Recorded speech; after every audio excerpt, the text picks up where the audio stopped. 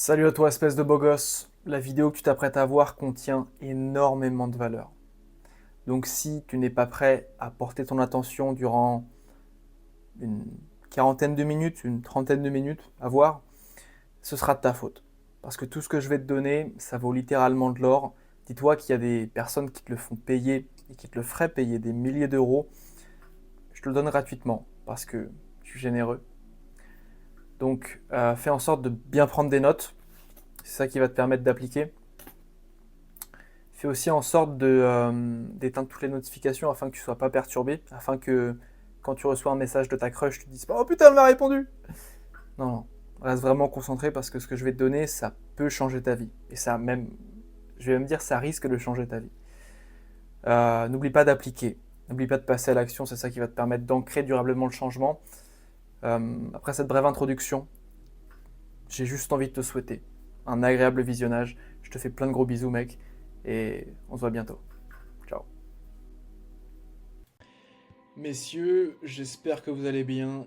Bienvenue à vous dans cette vidéo que j'ai nommée l'aura du mec confiant. Dans cette vidéo, les gars, je vais vous expliquer comment passer d'un garçon timide et invisible socialement, donc peut-être le point A auquel vous êtes actuellement, auquel tu es actuellement. Je pense que je vais te tutoyer dans cette vidéo, ce sera plus simple. Et je vais t'expliquer comment passer de ce garçon à un homme confiant, magnétique et qui inspire les autres. Donc la méthode que je vais te donner, c'est la méthode de Kalos, donc de mon projet, de mon programme, qui se base sur 3 piliers qui sont fondamentaux. Le premier pilier, c'est le grand reset.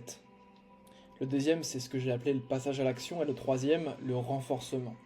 C'est 3 étapes qui se succèdent et qui sont complémentaires.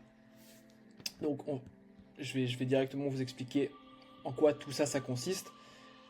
Pour que vous compreniez un peu, enfin pour que tu comprennes comment ça va se dérouler cette vidéo. Donc le grand reset, qu'est-ce que c'est? Je suis parti d'un constat qui est très simple, c'est qu'aujourd'hui tu es programmé à être timide. Il faut que tu vois ta timidité comme un programme qu'on aurait mis en toi depuis ton enfance.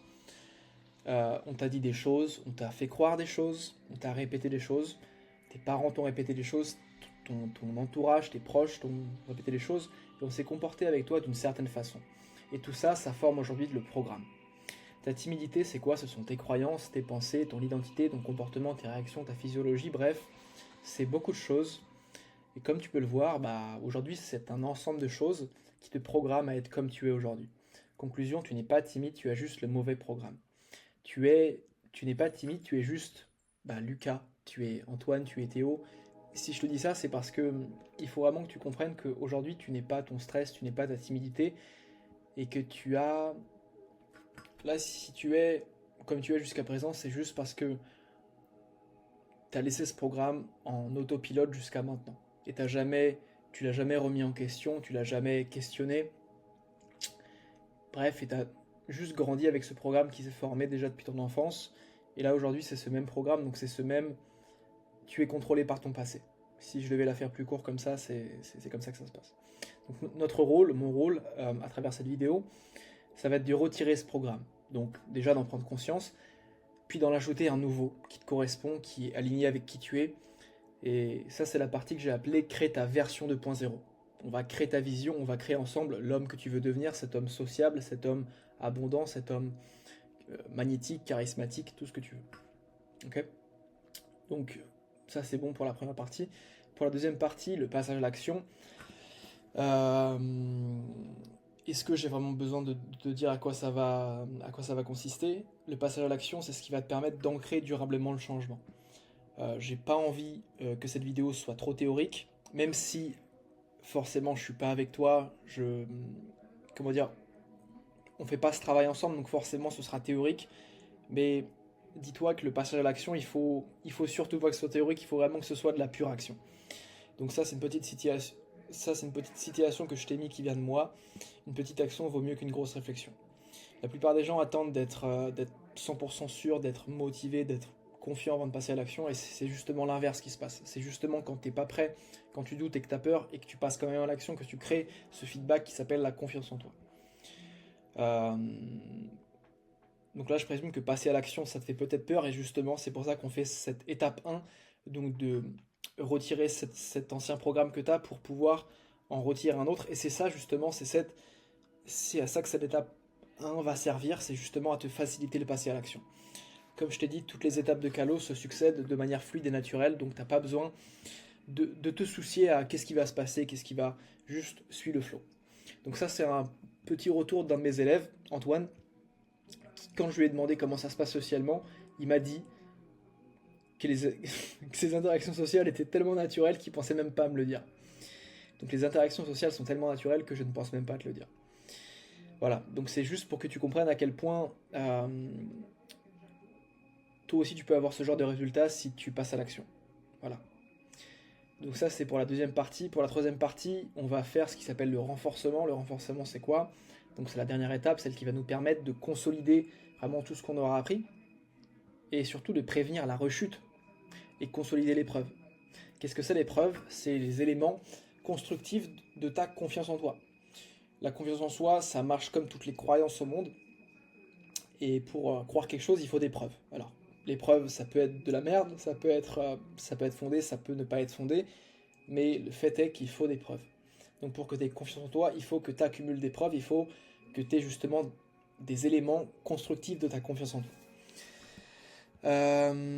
Donc voilà, donc c'est à ça que va servir le renforcement, et c'est vraiment le moment où on va travailler du coup toutes les compétences sociales qui sont comment créer une complicité, comment créer du lien avec quelqu'un, comment répondre du tac au tac, comment trouver des sujets de conversation en illimité, comment développer ton humour, ta répartie, bref, comment devenir un véritable animal social, un véritable aimant social qui peut tout simplement sociabiliser, se créer un réseau et vraiment être libre. Parce que ça, c'est des compétences qui te limitent beaucoup au quotidien quand tu ne les as pas. Si ça te paraît fou, attends de voir la suite parce que ça va être de la grosse valeur. Avant toute chose, prends des notes.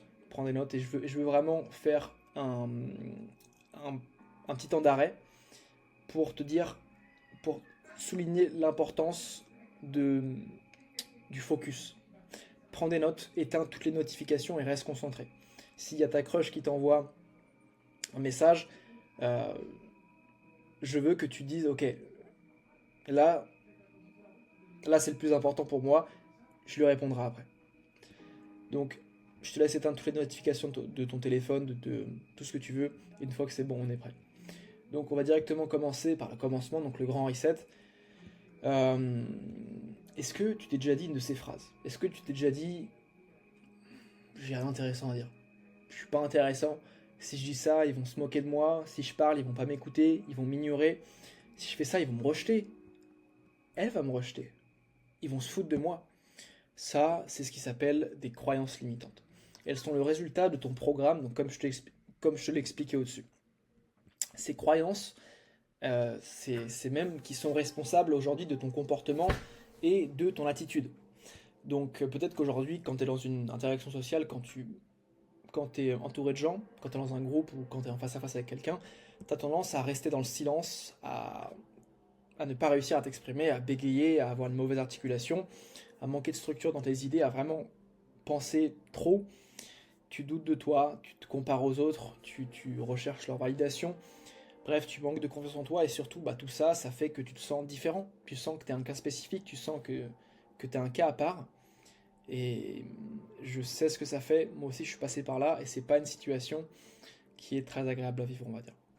Maintenant, sache que le monde extérieur est le reflet de ton monde intérieur. Qu'est-ce que ça veut dire? C'est que, comme je t'ai dit, tout ce que tu vois donc de toi, donc tout ce que tu crois être de la timidité, merde, j'arrive pas à aller vers les autres, j'arrive pas à m'exprimer, je bégaye, je manque de structure, tout ça c'est ton monde extérieur, tout ça c'est ton monde extérieur, mais le monde extérieur, qu'est-ce que c'est? C'est déjà ton monde intérieur. Donc ton monde intérieur, c'est tes émotions, tes croyances, tes pensées, tout ça c'est les choses qui ne se voient pas, mais qui du coup influent sur ton comportement et sur ton attitude.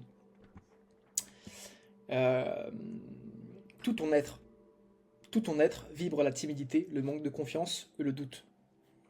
Comprends ça. Le programme, donc comme je t'ai dit, donc avec tes croyances, tes émotions, tes pensées, ta physiologie, tes réactions, tout ça, c'est ce qui forme ton monde intérieur.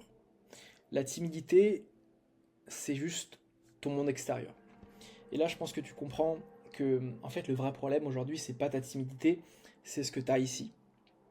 Comme je te dis, tout ton être vibre la timidité. Et c'est parce que au fond, donc à l'intérieur de toi, tu es timide, tu manques de confiance en toi, tu doutes, que ça se matérialise et ça se manifeste physiquement. Ça se manifeste à l'extérieur. Donc le vrai problème n'est pas là où tu penses. Et justement, dans cette vidéo, tu vas apprendre à te concentrer sur ce que tu peux contrôler, donc le programme. Donc tu vas pas te concentrer sur résoudre ta timidité, mais déjà résoudre la cause de ta timidité. Pourquoi tu es timide? Donc on va vraiment changer ce programme ensemble. Là, ton premier devoir, il va être d'analyser ce programme. De voir comment il fonctionne. Tout simplement, pour vraiment pouvoir te libérer de tes blocages, pour pouvoir te libérer de cet ancien programme, tu vas devoir déjà le comprendre. Tu vas déjà devoir l'analyser. Ok, comment il se manifeste dans mon quotidien, comment il fonctionne, comment dire, comment il se manifeste au quotidien. Qu'est-ce que je me dis quand je suis dans une interaction sociale? Quelle est la croyance que j'ai? Comment je me vois? Quelle est mon identité? Tout ça, c'est les choses qu'il faut que tu analyses. Donc moi, ce que je te recommande, c'est vraiment de noter toutes les pensées que tu as, donc toutes les croyances que tu as sur un journal. Et ça va te permettre d'être du coup plus en connaissance et plus conscient de ce qui se passe à l'intérieur. Okay? Donc une fois fait, tu vas devoir le remplacer. Donc une fois que tu auras analysé ce programme et que tu sauras comment il fonctionne, là tu vas devoir le remplacer. Et c'est là que ça va te demander un tout petit peu d'effort. Et là du coup tu es en train de te dire mais comment faire, Pierre? Comment je peux changer comment je peux retirer cet ancien programme? Et j'ai envie de te raconter une petite histoire à propos de deux loups. Donc ce qu'il faut que tu saches, c'est que tu as deux loups en toi. Tu as l'ancien loup et tu as le nouveau loup. Donc tu l'auras compris, il s'agit en fait de tes deux différentes versions. La version que tu es actuellement est la version 2.0, donc celle qu'on a décrite au début, donc l'homme sociable, magnétique, qui arrive à apporter du positif dans la vie des gens, qui est abondant, je sais pas, financièrement, juste qui est libre et qui se sent heureux. Du coup, garde en tête ces deux loups et demande-toi concrètement lequel des deux loups survit selon toi. Vraiment là, si tu as deux loups en toi, qui est le plus à même à survivre? Et même de façon assez logique et évidente, euh, qui est le loup qui est le plus enclin à survivre? Celui que tu nourris le plus. Je te laisse un peu process par rapport à ça. Le loup qui survit, c'est celui que tu nourris le plus. Je te le répète, ces deux loups, c'est tes deux versions actuelles. Et celui qui survit, c'est celui que tu nourris le plus. Est-ce qu'aujourd'hui, tu nourris du coup la version 2.0, donc de l'homme magnétique, confiant, inspirant, ou du coup, plus à l'inverse, tu nourris ta version actuelle qui est timide et qui est pas confiante? Et je pense que tu commences à comprendre où est le problème du coup. C'est pas aussi compliqué que ça. Vraiment, garde en tête cette image que tu as deux loups et que c'est celui que tu nourris qui survit le plus. C'est celui que tu vas du coup alimenter avec tes actions, avec tes pensées, avec tes croyances, donc en fait ton programme. Et t'inquiète pas par rapport à ça, on va changer ton programme là dans la suite. Mais garde vraiment en tête cette petite histoire. Ton but, c'est alors de nourrir ta version 2.0 et de tellement l'engraisser qu'elle prenne la place de ta version actuelle qui, elle, finira par mourir de faim.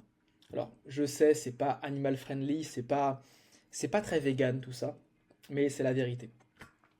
Vraiment, dis-toi que tu dois, pour pouvoir changer là la vie que t'as et pour pouvoir changer la situation que toi, tu vas devoir faire un meurtre. Tu vas devoir tuer ton ancienne version. Alors t'inquiète pas, je te dis pas de te poignarder ou je sais pas quoi, mais tu vas devoir la tuer philosophiquement, métaphoriquement. Je précise, hein, ok? Donc voilà ta mission. Tu vas aller dans la description de cette vidéo. Tu vas déjà rejoindre mon canal Telegram gratuit si c'est pas déjà fait, ok? Et ensuite, tu vas voir que juste en dessous, tu as un lien qui s'appelle Ta Vision. C'est un document que j'ai fait, qui est lui aussi gratuit, t'inquiète pas, et qui te permettra de te créer ta version 2.0. Maintenant, pourquoi je te dis ça? Donc, pourquoi je te dis que tu dois créer justement ta version 2.0? Pourquoi tu dois rédiger ta vision? Parce qu'aujourd'hui, comme je te dis, si tu es tel que tu es, c'est parce que tu as été programmé à l'être. Et là, le but, en créant ta vision et en créant de toi-même volontairement ta version 2.0, tu vas commencer à lui donner de l'importance. Tu vas la faire exister, tu vas la créer. Une fois que ce sera fait, donc quand tu l'auras rédigée, tu vas la lire. Tu vas la lire, tu vas la lire et tu vas la relire. Jusqu'à ce qu'elle s'imprègne en toi. Jusqu'à ce qu'elle prenne la place de ta version actuelle.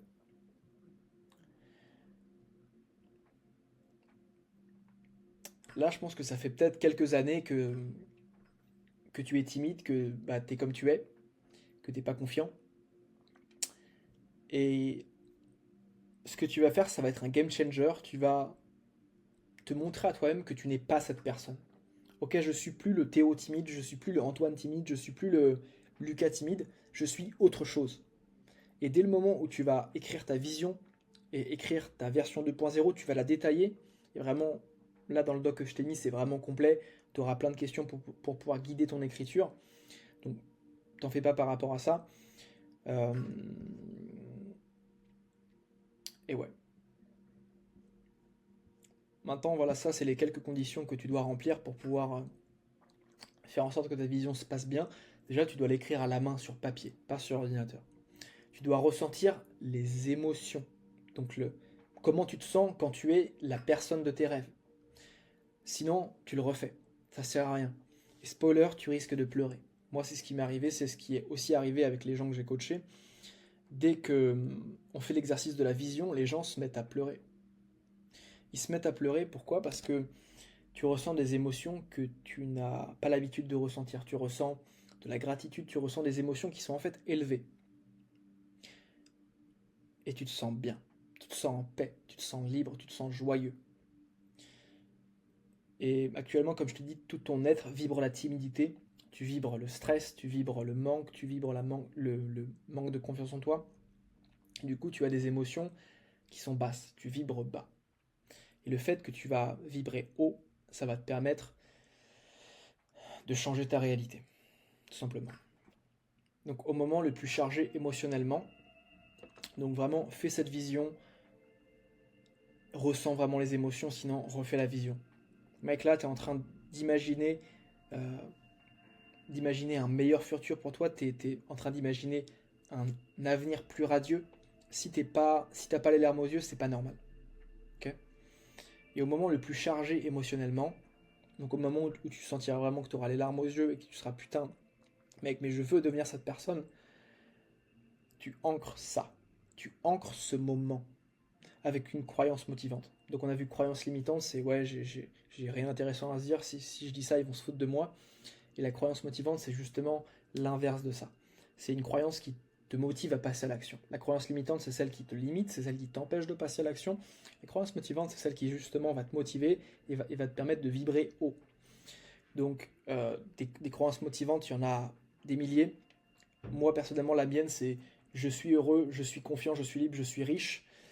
Mais en fait, encore une fois, je vais pas te dire des trucs génériques parce qu'il faut que ça te parle à toi. Il faut vraiment que quand tu vis ce moment chargé émotionnellement, il faut que cette croyance motivante soit aussi du coup alignée avec cette émotion. Tu vois, en fait, il faut que ça te parle, il faut que vraiment, genre tu te dis putain, mais c'est là où je veux devenir. Enfin, c'est là où je veux être. Donc tu vois, je sais pas, je vais te donner un exemple tout con, tu vois. Toi,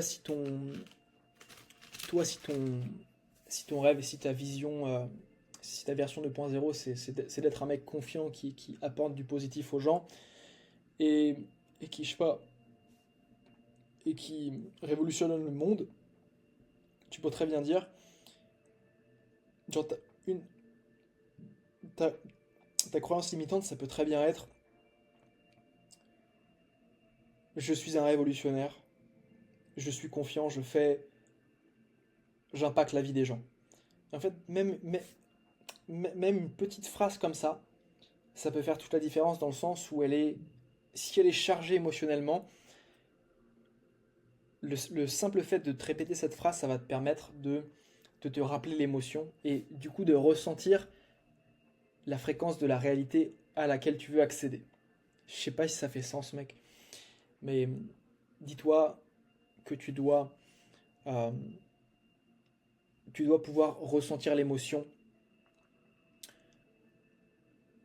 de la personne que tu veux devenir. Tu dois ressentir ce que ça fait d'être ce mec confiant, d'être ce mec magnétique, d'être ce mec inspirant. Tu dois le ressentir corporellement. Et au moment où tu le ressentiras vraiment, t'ancres cet état grâce à une croyance motivante. Ça peut même être putain, je me sens bien. Mec, ça peut être tout ce que tu veux, ça peut même être je sais pas, j'aime les chats.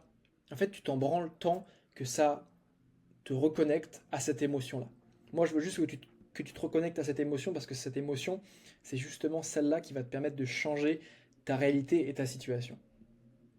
Ok. Comme je t'ai dit, donc crée ton ancrage émotionnel pour te relier à ta version 2.0. Donc en fait, le but c'est qu'à chaque fois que là du coup tu vivras donc dans ta situation, comment dire, là dans ton quotidien, à chaque fois que tu ressentiras des situations qui te font stresser parce que bah t'es toujours timide, ça tu peux pas le changer en 2 jours. Le but c'est que dès que tu as ton ancrage émotionnel, donc dès que tu as ta croyance motivante, tu l'utilises à gogo dès que tu ressens du stress dans une de tes interactions sociales pour te permettre de te reconnecter justement à cette vision, tu vois. Parce que ce que personne ne te dit, c'est que le stress, c'est une émotion, et pour pouvoir du coup changer ce stress, donc gérer son stress, tu peux uniquement le gérer si tu le remplaces par une nouvelle émotion. Donc en fait, c'est pas juste ok, j'arrête d'avoir des émotions, c'est ok, là je ressens du stress, là j'ai ressenti du stress, je ressens du stress déjà, mec, toujours te désidentifier de tes émotions. Donc déjà, toujours te désidentifier de ton stress pour vraiment que tu arrives à prendre du recul, à prendre du recul par rapport à ça.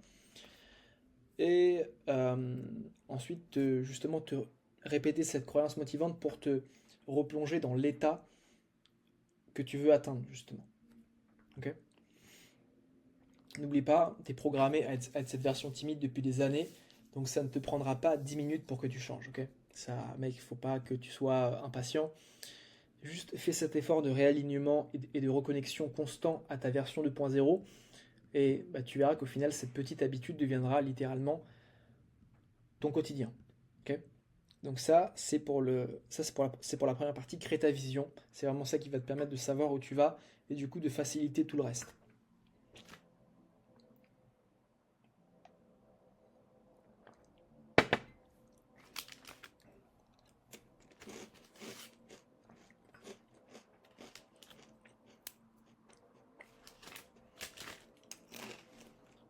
Mmh, c'est bon cette merde.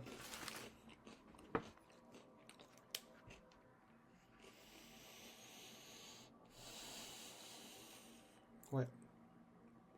7h20 quand même, hein. Bon allez, j'arrête de bouffer et on recommence. Ça c'était la petite pause un peu. Donc la partie 2, c'est le passage à l'action. Le but du passage à l'action, c'est d'accumuler des preuves de ta nouvelle identité. Tout simplement. Comprends ça. Le but de passage à l'action, c'est d'accumuler des preuves de ta nouvelle identité. Là, si je reformule bien, on vient de créer ta nouvelle identité. Donc avec ta version 2.0, tu as écrit ta vision, donc tu sais qui tu veux être. Tu arrives à ressentir un peu ce que ça fait d'être cette personne-là. Donc maintenant, le but, ça va être d'ancrer ça dans le monde physique, donc dans la 3D, et d'accumuler des preuves de ta nouvelle identité. Concrètement, genre, ok, là, tu as un peu théorisé, mais le but, ça va être de justement prendre cette théorie-là et de les confronter à la réalité, en fait, simplement. Et là, en fait, ce qu'on vise dans cette partie, c'est putain, mais je peux le faire, en fait, putain, je suis chaud, en fait. Ça, mon ami, c'est ce qui s'appelle la confiance en soi. Putain, mais je suis chaud, en fait, putain, mais je peux le faire. Confiance en soi.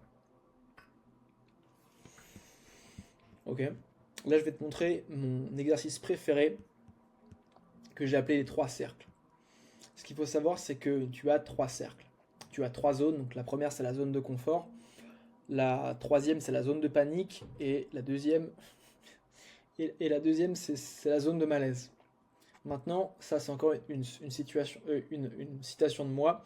Donc la plupart des gens n'avancent pas, ne progressent pas et stagnent car ils ne sont pas dans le bon cercle. Ok. Donc ça veut dire que les gens sont là ou là. Or, ils devraient être là pour pouvoir justement évoluer et pour pouvoir devenir leur meilleure version. Et ça, personne ne le sait. Donc, toi, ta mission, ça va être déjà d'identifier les différentes zones. Tu vois, là, je vais te donner un exemple. Typiquement, ce qui se passe dans ta zone de confort, c'est dire bonjour à un inconnu. Ça te met pas trop dans l'inconfort, c'est plutôt facile, c'est plutôt, voilà, pas trop d'efforts. Euh, dans ta zone de panique, par contre, ce qu'il y a, c'est aborder un groupe d'inconnus. Et ça, c'est quelque chose euh, où en fait tu te pisses dessus. Ça te pétrifie, ça te terrifie. Tu dis aborder un groupe d'inconnus, c'est pas possible. Par contre, entre les deux, tu as une situation qui justement est plus abordable, qui est de discuter avec un inconnu. Ce qui se passe dans ta zone de malaise, c'est que ton anxiété est entre 5 et 8 sur 10 en termes de stress. Autrement dit, c'est l'équilibre parfait entre l'effort que la situation te demande et tes capacités sociales actuelles.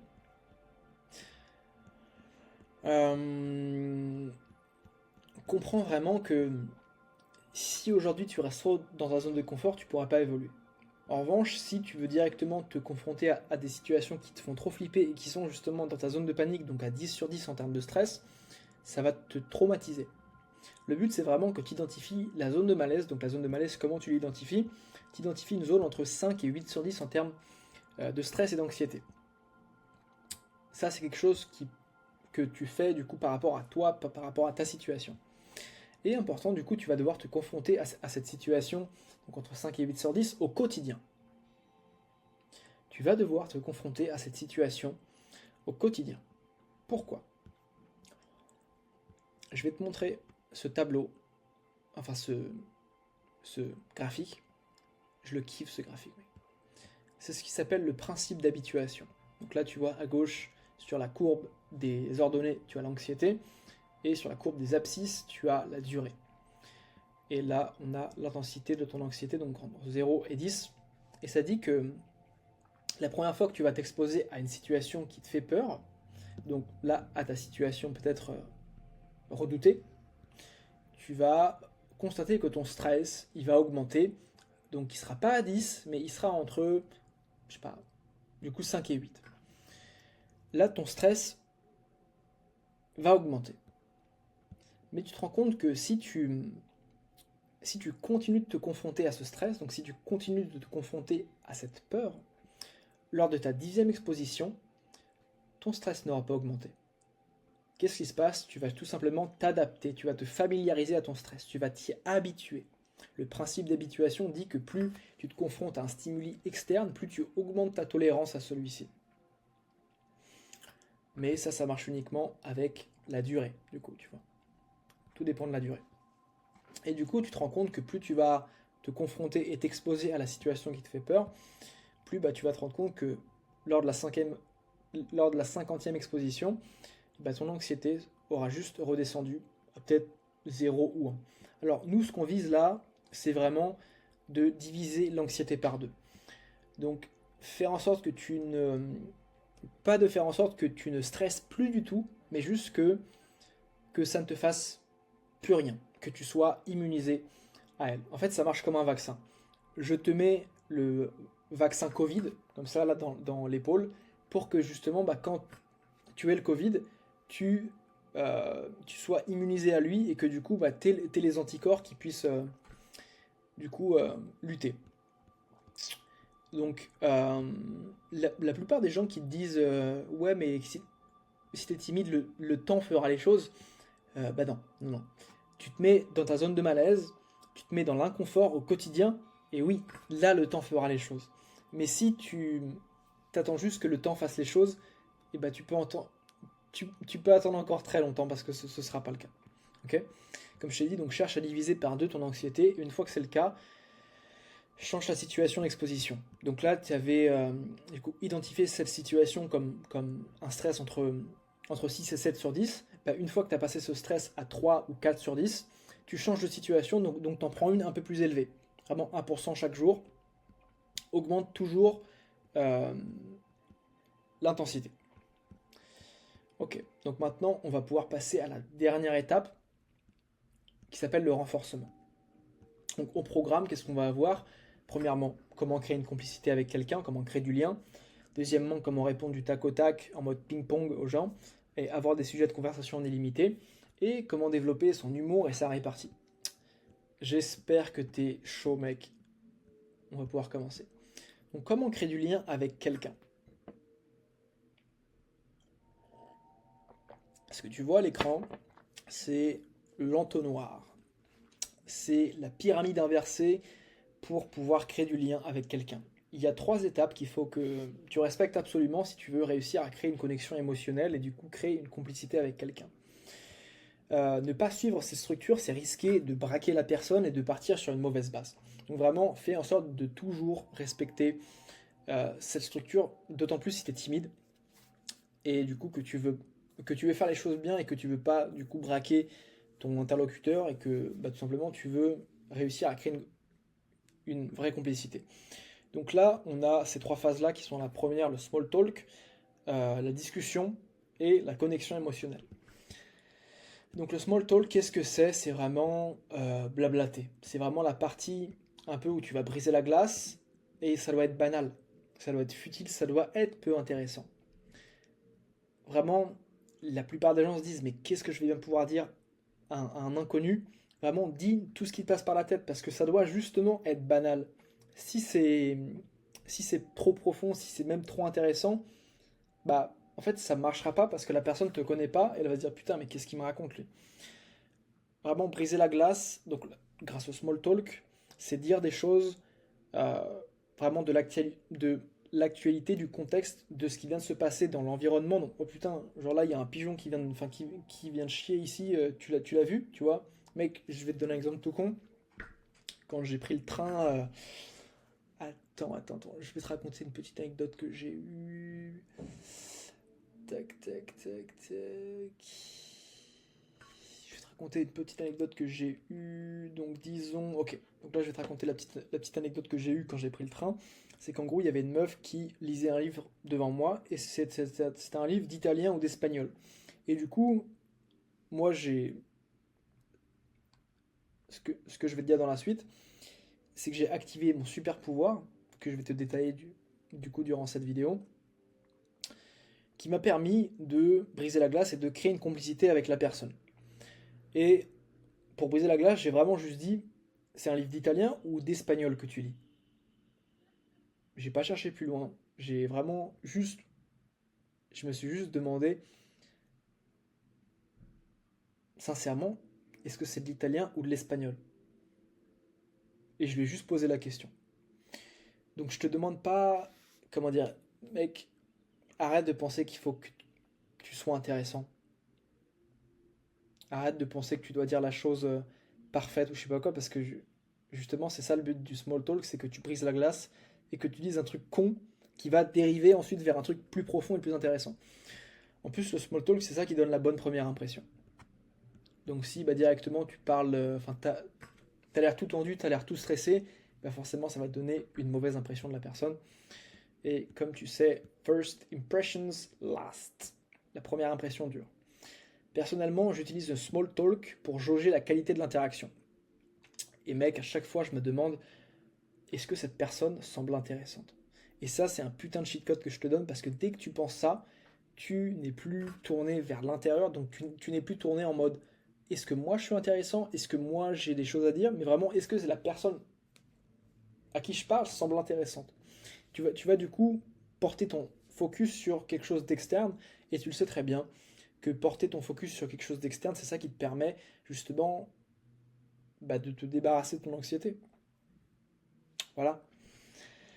Donc moi, c'est comme ça que j'utilise le small talk. Donc le small talk, c'est vraiment ce qui me permet de partir sur de bonnes bases et de juste, comme je t'ai dit, donc de mesurer de mesurer la qualité de l'interaction en me disant est-ce que cette personne vaut le coup que je prenne du temps pour pouvoir discuter avec elle. Donc tu vois, moi, je suis à un niveau déjà un peu plus genre élevé où je me dis ok, genre est-ce que ça vaut vraiment le coup que je discute avec cette personne-là?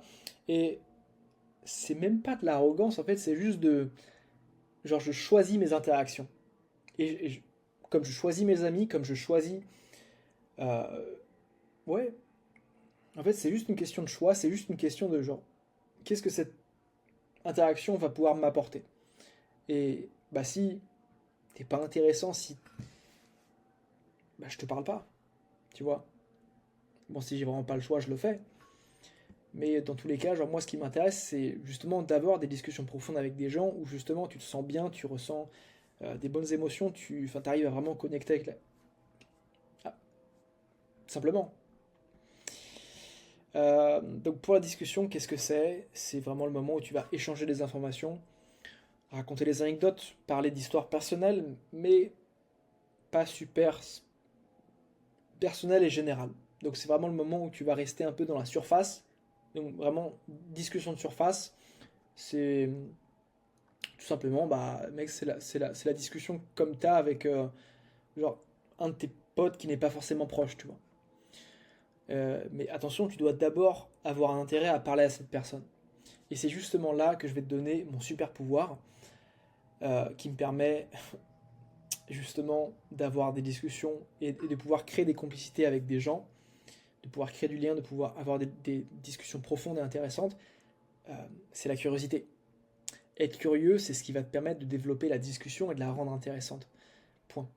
Si t'as pas de curiosité, euh, tu pourras pas faire tout ce que je te dis. Tu pourras pas créer du lien, tu pourras pas être curieux, c'est vraiment la condition sine qua non.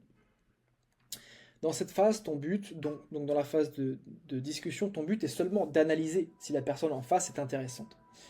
Donc si ça peut être une potentielle relation, donc un ami, une copine ou un réseau, donc si ça peut être aussi une opportunité, vraiment dans cette phase, dis-toi que tu es en mode sélection, que ton but est seulement d'analyser si la personne en face de toi, elle est intéressante, parce que potentiellement tu vas créer du lien avec elle, potentiellement tu vas créer une complicité. Donc ça on le verra par la suite, mais c'est potentiellement te rendre vulnérable. Donc si tu crées pas cette confiance du coup en amont avec cette personne, tu pourras pas créer cette complicité avec elle. Donc vraiment très important que tu te dises que tu analyses la personne en face de toi et que tu te demandes si vous avez des points en commun, si elle est intéressante, si tout simplement elle mérite d'être ton amie ou si elle mérite d'être ta copine. Et je sais que ça c'est quelque chose que beaucoup de gens ont du mal à faire, que c'est pas politiquement correct de dire ok genre est-ce que je mérite ça peut sonner un peu arrogant, mais mec, genre dis-toi que plus tu te vois comme quelqu'un de valeur, donc plus tu te vois comme quelqu'un euh, qui mérite le respect et qui mérite justement des bons amis et un bon entourage, plus tu vas augmenter l'image que tu as de toi-même et du coup la valeur que tu as de toi-même. C'est aussi simple que ça. Et là, du coup, peut-être que tu vas me dire que dans une discussion, tu sais pas quoi dire. Et justement, ton but, c'est pas de dire. Ton but, c'est de poser des questions et d'écouter 90% du temps. C'est tout. En bref, tu ne parles que 10% dans la discussion. Et c'est pour répondre. Mais attention, ça marche que si l'autre n'est pas timide. Parce que si l'autre est timide et que du coup vous vous parlez pas et que genre chacun de vous attend que l'autre dise quelque chose, bon bah là ce sera juste mort dans le. Ce sera juste capoute. Mais dis-toi que tu n'as même pas besoin de parler. Donc vraiment la phase de discussion, c'est ce qui va te permettre de voir les potentiels points en commun entre toi et la personne, mais aussi de ressentir si la personne est de confiance ou pas. Si la personne, tu peux lui faire confiance. Parce que justement, c'est ça le but de la prochaine étape. Donc connecter, c'est s'ouvrir, c'est se rendre vulnérable, c'est parler de soi. Et se rendre vulnérable, ça fait peur. C'est littéralement prendre le risque de se faire tuer dans le monde animal. C'est comme si tu étais un tigre et que tu montrais ta gorge. Tu te laisses à découvert, donc tu peux potentiellement te faire tuer. Et c'est exactement ce qui se passe quand tu te rends vulnérable. D'où l'importance de vraiment avoir bien fait cette deuxième phase donc de discussion pour vraiment voir si la personne est de confiance et du coup créer ce climat de confiance. Et c'est pour ça que toutes les étapes que je t'ai dites doivent être respectées à la lettre et suivies dans le bon ordre pour éviter justement la mort sociale qui est le rejet. Okay. Qu'est-ce que se rendre vulnérable? Se rendre vulnérable, c'est faire le premier pas. C'est faire le premier pas, donc ne pas attendre que l'autre le fasse et parler de toi. Donc tu sais pas s'il va te juger, tu sais pas ce qu'il va dire, mais comme toi, déjà tu te sens bien et que tu fais confiance à la personne en face de toi, bah, tu fais ce premier pas en parlant de toi. Donc dès que tu as ce climat de confiance qui a été instauré durant la deuxième phase, ce sera hyper fluide. Vraiment mec, tu vas même pas te dire ouais mais si je dis ça il va me juger ou quoi, parce que comme tu auras déjà créé ce climat de confiance en amont, bah mec tout sera fluide et laisse tomber. Et en plus, comme tu fais le premier pas, l'autre se sentira redevable, réciprocité. Résultat, il parlera aussi de lui. Et c'est quoi la conclusion de tout ça? C'est que tu auras créé un lien, tu auras créé une complicité. Donc c'est quoi créer un lien? Qu'est-ce que c'est la complicité? Qu'est-ce que c'est la complicité? C'est je peux te faire confiance, tu peux me faire confiance, donc on est potes. Je peux te faire confiance, tu peux me faire confiance, c'est ça la complicité. Ok? Donc je te remets un peu juste ce petit schéma si tu veux le prendre en photo ou quoi. Small talk, discuter, connecter. C'est tout ce que tu as à faire si tu veux créer du lien et connecter, ou plutôt créer une complicité avec quelqu'un. Maintenant qu'on a vu ça, on va pouvoir passer à la deuxième phase qui est comment répondre du tac au tac et trouver des sujets de conversation en illimité. Donc la notion qui est au cœur de ces deux sujets s'appelle la créativité. Et la créativité, si tu veux, ça fonctionne exactement comme un muscle. Tu dois la travailler au même titre qu'un biceps, un triceps ou encore ton sexe. Ça, c'était pour la petite blague. Mais attention, un prérequis est demandé, c'est l'écoute active. Euh, Qu'est-ce que c'est l'écoute active? C'est participer à une discussion sans parler. Okay. Donc si tu ne portes pas un intérêt sincère et que tu n'as pas la curiosité d'un enfant comme on l'a vu avant, ça ne fonctionnera pas. Tu dois faire preuve d'écoute active. Et ça, comme la créativité, ça se travaille. Vraiment, dis-toi que ça, c'est les deux prérequis. Si tu n'as pas d'écoute active, donc que tu ne participes pas à une discussion par, juste par ton body language et que tu n'es pas curieux, tout ce que je te dis, ça ne fonctionnera pas, mec, c'est déjà capoute. Okay. Donc savoir écouter, c'est la majorité d'une bonne interaction sociale et même de la communication en général si tu écoutes bien. Du coup, c'est ça qui va te permettre de rebondir, donc de répondre en ping-pong, de trouver quoi dire. Et mec, c'est juste super important. Ça, c'est aussi une citation qui vient de moi. Si tu n'écoutes pas, t'es mort. Tu vois. Donc voilà ta mission si tu veux développer ta créativité. Tu vas tout simplement te rendre sur le site motsaléatoire.com, générer un mot aléatoire. Attends, je vais te le faire en live si tu veux. Pour que tu comprennes un peu comment ça se passe. Donc tu vas sur le site motsaléatoire.com. Ce site, personne ne le connaît, mec, je te jure.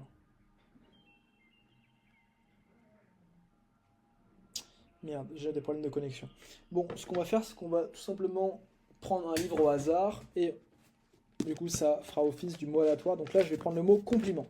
Donc compliment, là, je vais activer le minuteur de mon téléphone sur 1 minute et je vais juste parler du mot compliment. Donc compliment, putain, tu sais que là, tout à l'heure, je suis parti à la boulangerie et là, il y a le boulanger qui m'a fait un compliment, qui m'a dit que j'avais pris en muscle. Et du coup, j'étais super content parce que je m'entraîne beaucoup en ce moment. Et genre, le fait qu'il me dise ça m'a fait grave plaisir. Surtout qu'après, il m'a fait une remise sur le sandwich que j'ai pris. Et ensuite, quand je suis parti, il y a une fille qui m'a fait un sourire. Et du coup, je me suis vraiment dit que j'avais une putain d'aura, mec.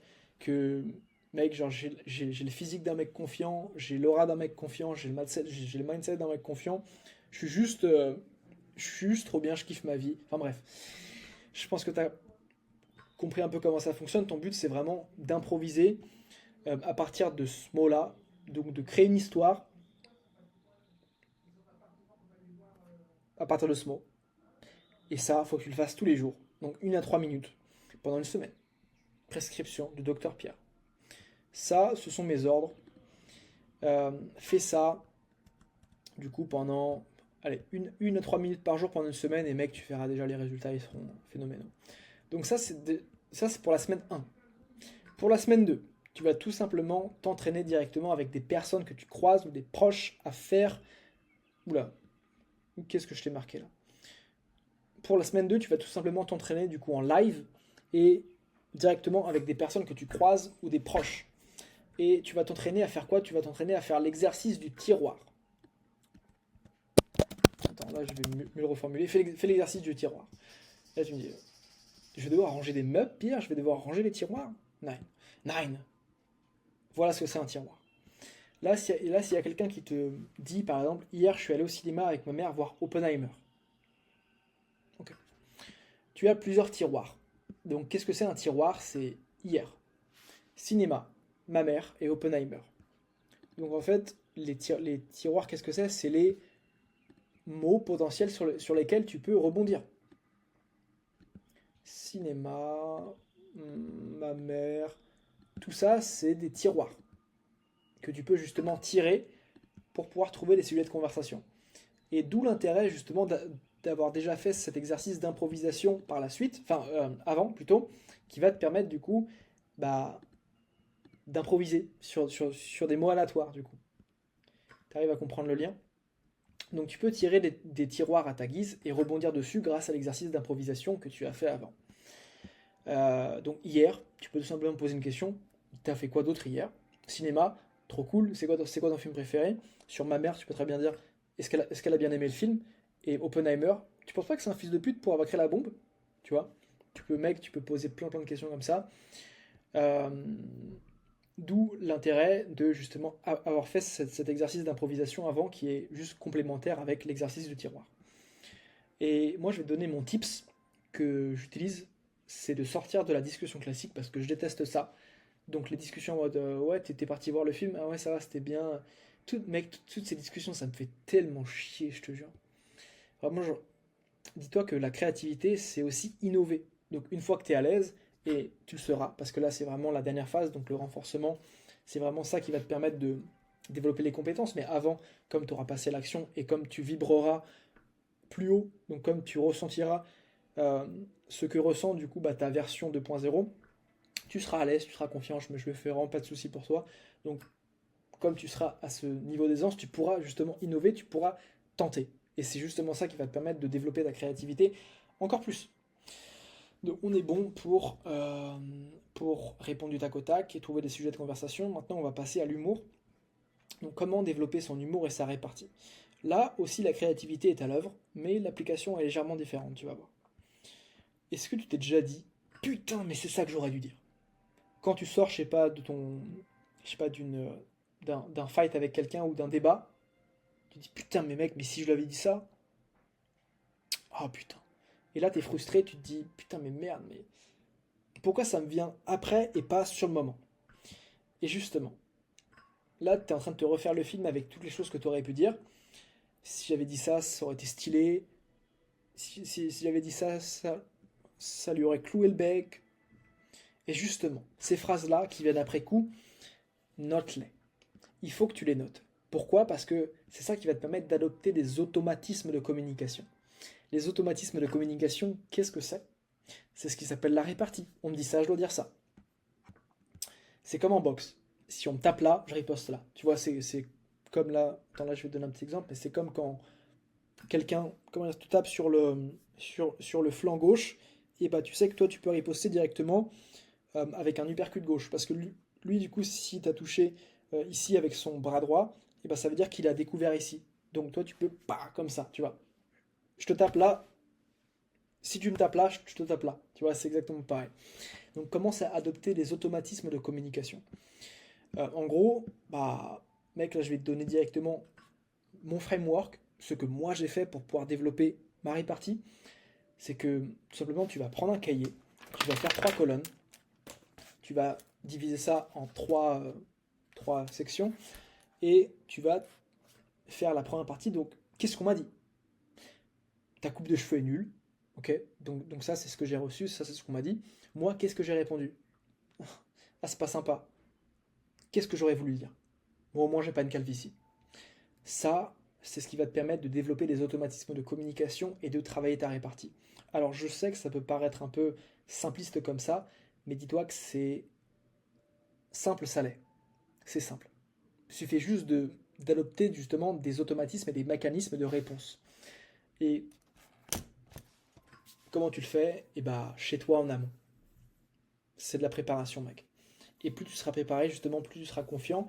Parce que même si cette situation, donc même si on te redit ta coupe de cheveux est nulle et que toi, du coup, tu as préparé la réponse, le simple fait que tu aies préparé la réponse et que tu sais quoi dire, ça fait que quand potentiellement on va te redire cette phrase et que potentiellement ça peut se reproduire cette situation, tu ne stresseras pas, tu seras confiant.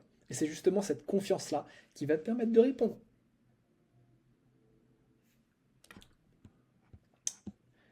Ok. Comment travailler l'humour maintenant? Pour travailler l'humour, tu dois maîtriser les associations d'idées drôles. Ça, c'est quelque chose que j'ai inventé moi-même, que j'ai vu nulle part, mec. Les associations d'idées drôles. Tu vas kiffer le concept.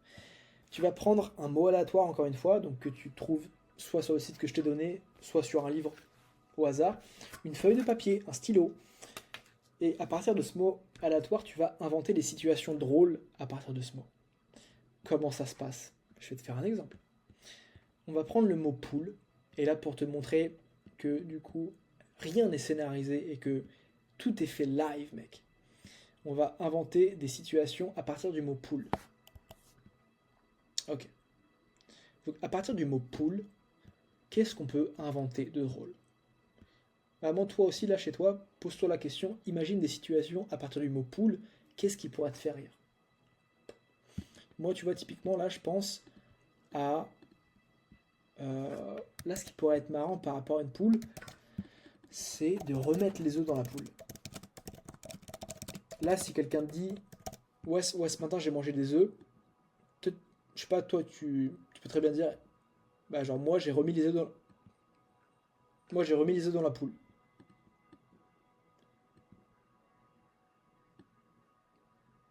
Bon, ça vaut ce que ça vaut, mais c'est une situation qui peut être marrante.